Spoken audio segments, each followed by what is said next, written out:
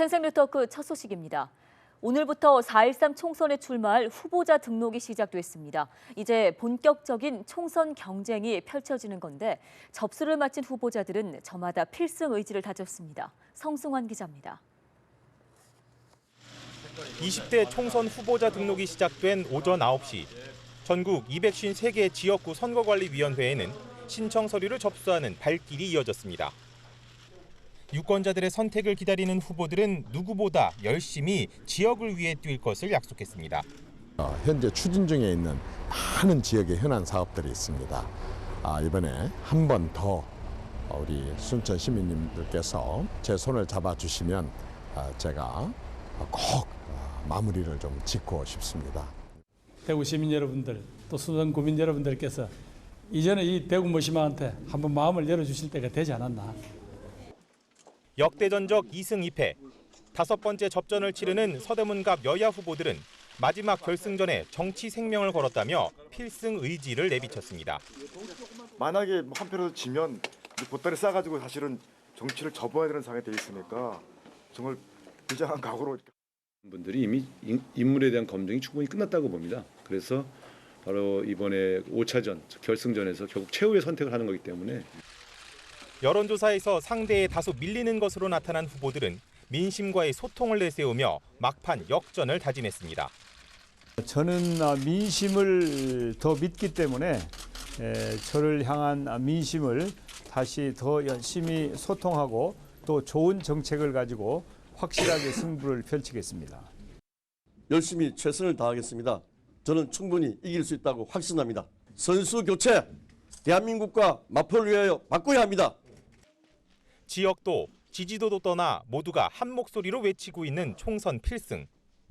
본격 선거 전까지 아직 시간이 남았지만 후보들은 유권자들의 표심을 얻기 위한 본격 총선 경쟁 모드에 이미 돌입했습니다. 연합뉴스TV 성수환입니다. 인천공항을 통해 필로폰을 밀반입하려던 중국 동포들이 경찰에 검거됐습니다. 이들은 미성년자를 시켜서 신발과 속옷에 필로폰을 숨겨오도록 했습니다. 보도에 정빈나 기자입니다. 입국 심사를 마치고 나온 남성. 발이 불편한 듯 천천히 걷더니 신발 쪽을 슬쩍 쳐다봅니다. 중국 동포 17살 박모군으로 신발과 속옷에 필로폰을 숨겨온 겁니다. 박군이 실제 신고 있던 운동화입니다. 박군은 이렇게 신발 밑창에 필로폰을 숨겨 공항을 통해 입국했습니다. 경찰은 중국 판매 총책과 공모해 필로폰 100g을 국내에 들여온 혐의로 29살 강모 씨를 구속했습니다. 강 씨는 이달 초 중국 동포 부모 씨가 소개한 박군까지 동원해 시가 10억 원어치에 달하는 필로폰 300g을 밀반입한 혐의도 받고 있습니다. 박군이 관광비자로 입국한 미성년자이다 보니 공항에서 검문 검색이 소홀할 것이란 점을 노렸습니다. 미성년자에 대한 감시가 소홀하고 공항 검색을 피하기 위해서 신발에 수색이 좀 곤란한 신발의 안쪽이나 신발 밑창 안쪽이나 그 여성용 속옷 같은 것을 이용해서 이들의 일당은 박군이 입국한 당일 밤 강 씨에게 마약을 건네려다 경찰에 붙잡혔습니다. 경찰은 강 씨 등 3명을 구속하고 인터폴 공조 수사를 통해 중국에 있는 판매 총책 황모 씨를 쫓고 있습니다. 연합뉴스TV 정빈나입니다. 국고 보조금은 눈먼 돈이라는 말이 있을 정도로 가끔 허술한 관리가 논란이 되곤 하는데요. 이번에는 원예 농가에 지급되는 보조금을 6년 동안 62억 원을 빼돌린 업자와 원예 농가가 붙잡혔습니다. 김진방 기자가 취재했습니다. 전북 임실의 한 원예 농가. 이 농가는 2009년부터 2013년까지 19차례 시설을 개보수했습니다. 공사비 14억 원 중 50%는 자치단체에서 지원받았습니다. 그러나 경찰이 확보한 자료에 따르면 이 농가가 들인 비용은 거의 없는 것으로 드러났습니다. 원예시설 공사업체와 농가가 짜고 공사비를 2배가량 부풀려 계약서 등 관련 서류를 제출해 보조금을 타냈기 때문입니다. 가부담이 어렵기 때문에 이제 100원짜리가 홀롱을 70원만 하자, 이제 뭐 80원만 하자 이제 그런 상황이 벌어지다 보니까 이제 전체적으로 조사가 이루어져가지고 이런 사단이 일어난 거죠. 경찰은 이 농가의 공사를 맡은 업체 등 21곳을 적발했습니다. 2009년부터 이들 업체가 빼돌린 보조금만 62억 원에 달했습니다. 횟수로 따지면 10개 자치단체로부터 모두 207차례 보조금을 타냈습니다.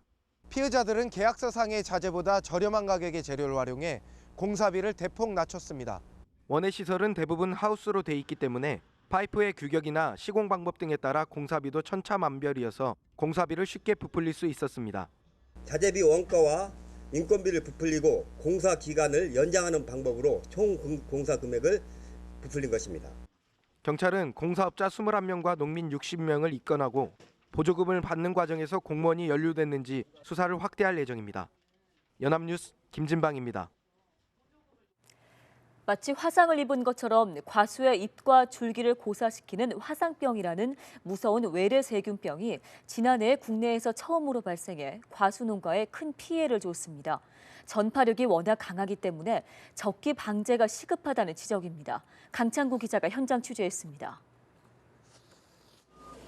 20년 이상 자란 배나무를 뿌리째 뽑아내 땅속에 묻는 작업이 한창입니다.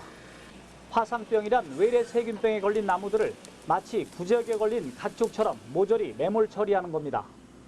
지난해 경기도 안성에서 처음 확인된 화상병은 인근 평택과 충남 천안, 충북 제천 등지에서 발생해 엄청난 피해를 줬습니다. 수십 년 동안 길러온 나무들을 화상병으로 인해서 땅에다 매몰을 하고 그러는데 그렇게 되면 굉장히 경제적인 손실을 입을 수가 있습니다. 화상병에 걸린 나무는 잎과 줄기가 검게 말라 죽는데 전염력이 워낙 강해 병에 걸린 나무는 땅에 묻는 게 유일한 대응책입니다. 농촌진흥청은 화상병을 효과적으로 예방할 수 있는 적절한 약재를 선발하고 이를 이용해 적기에 방지해 줄 것을 당부했습니다. 화상병이 걸리게 되면 심각한 피해를 줍니다. 꽃 피는 시기에 적용 약재를 뿌리시고 과수원에 들어가기 전에는 작업 도구를 알코올로 소독해야 합니다. 배는 꽃이 피기 직전, 사과는 싹이 트기 시작하는 시점에 적절한 배합 비율에 따라 약재를 희석해 뿌려줘야 합니다. 농진청은 화상병에 걸린 것으로 의심되는 나무를 발견할 경우 즉시 신고해 줄 것을 당부했습니다. 연합뉴스TV 강창호입니다. 인도네시아로 수출하는 1,400톤급 잠수함이 진수됐습니다. 우리 기술로 건조된 잠수함은 인도네시아 영해 수호와 연합 해군 작전 등을 수행하게 됩니다. 오태인 기자가 전해드립니다.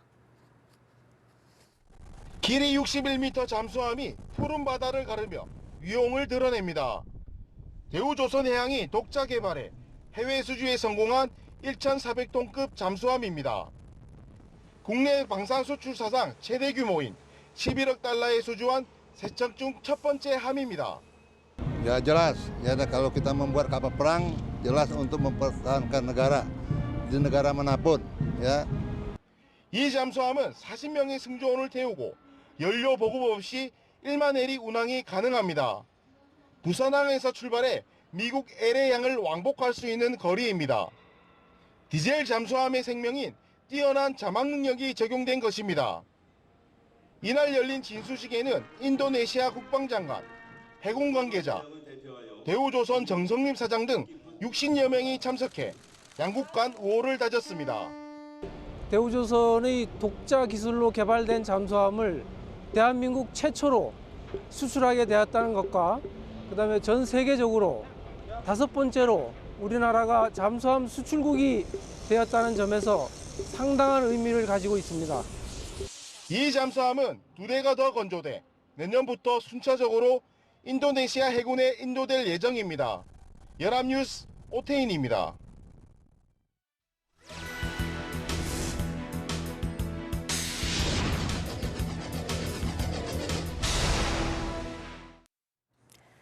아동학대 사건이 연일 계속되면서 사법부가 피해 아동 보호를 위한 대책 마련에 나섰습니다.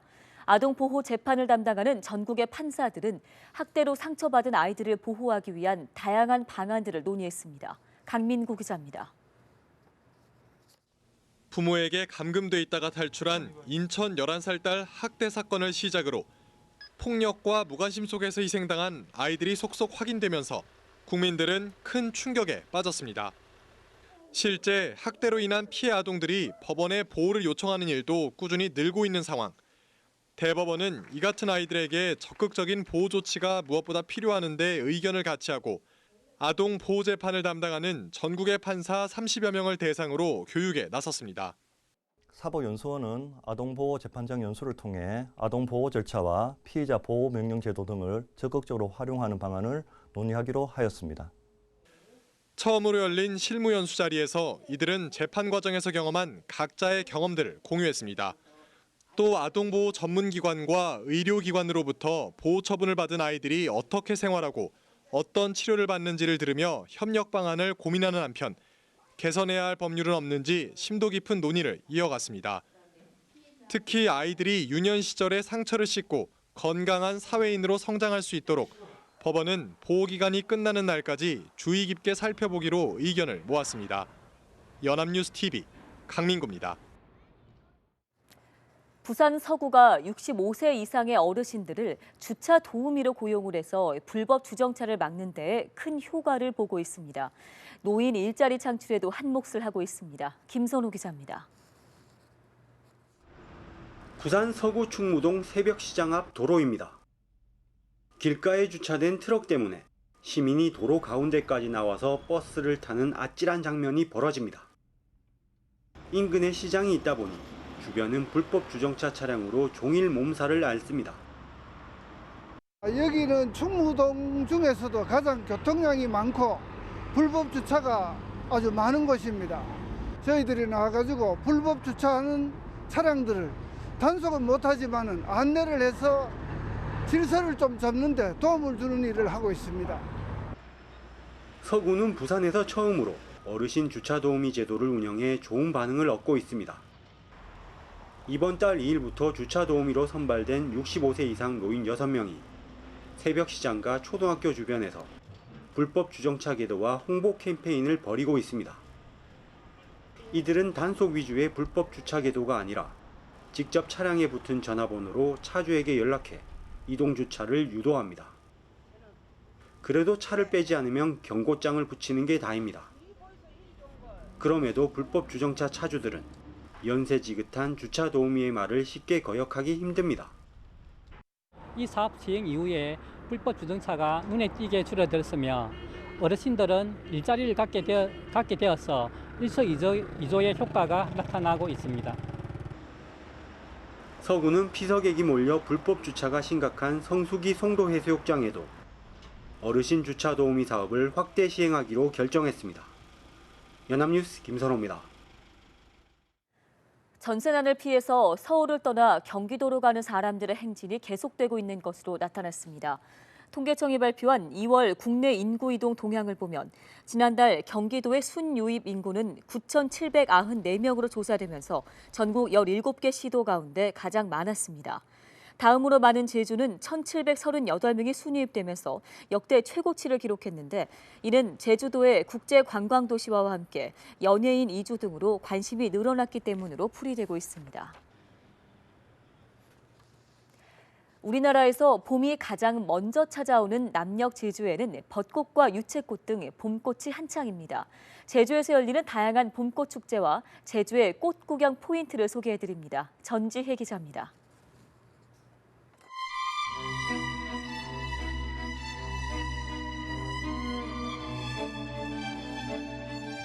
따뜻한 봄바람을 타고 벚꽃이 꽃망울을 터뜨렸습니다. 나무마다 팝콘처럼 꽃송이가 피어나 온 세상을 연분홍빛으로 물들입니다. 왕벚꽃 명소로 꼽히는 제주시 전농로는 벚꽃이 만개할 때면 꽃터널을 이룹니다. 이 거리가 항상 꽃밭에서 걷는 것 같아요. 그래서 우리는 항상 이 길로 걸어 다닙니다. 우리는 이 동네 살지만은. 벚꽃에 앞서 노란 개나리가 피었고 제주의 봄 하면 떠오르는 유채꽃도 질세라 꽃망울을 터뜨려 화사함을 자아냅니다. 섬 곳곳을 수놓은 봄꽃은 사람들의 마음을 설레게 합니다. 날씨도 풀리고 이제 꽃도 피기 시작하니까 놀러 가고 싶어요. 봄꽃을 즐길 수 있는 다양한 축제도 마련됩니다. 4월 1일부터 열흘 동안 제주시 전농로와 제주대 입구, 애월읍 장전리 등 왕벚꽃 명소에서는 제주 왕벚꽃 축제가 펼쳐집니다. 유채꽃과 벚꽃이 어우러진 절경으로 한국의 아름다운 길 100선에 선정된 서귀포시 녹산로의 유채꽃 광장에서는 4월 9일부터 이틀간 유채꽃 축제가 열립니다. 제주에서는 3월 말 벚꽃이 절정을 이룰 예정이며 4월까지는 봄꽃의 향연을 즐길 수 있을 전망입니다. 연합뉴스 전지혜입니다. 네, 이번에는 고향 소식을 지역 신문으로 알아보는 클릭 전국은 지금입니다. 오늘은 먼저 강원일보부터 살펴보겠습니다. 강원도의 수건 사업인 서울 속초 동서고속화철도가 또다시 공약으로 전락할 위기에 처했다는 소식입니다. 1987년 대선 때 공약으로 처음 등장해서 대선과 총선, 지방선거에서 여야의 단골 공약으로 거론돼 왔지만 30년째 진전이 없는 상황인데요.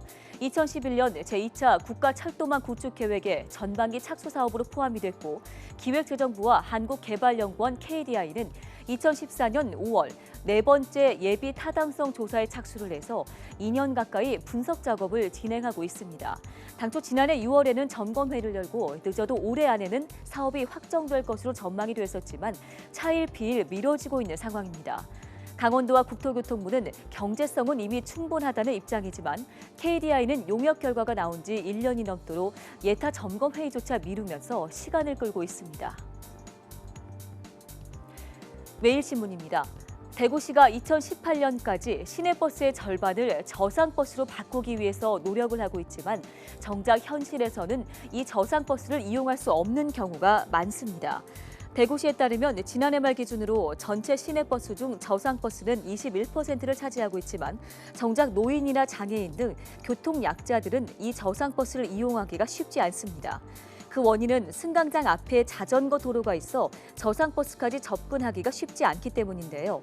또한 상당수 구조물 때문에 인도에 붙어 저상버스를 기다리기가 힘든 상황에 교통약자들은 버스 정류장에 있는 승객 대기 공간으로 들어갈 수가 없는 곳도 많습니다. 대구시는 전국에서 두 번째로 저상버스가 많지만 시설 개선에는 미흡한 점이 많아 조속히 개선이 필요하다는 목소리가 높습니다. 네, 생생네트워크 오늘 준비한 소식은 여기까지입니다. 시청해주신 여러분 고맙습니다.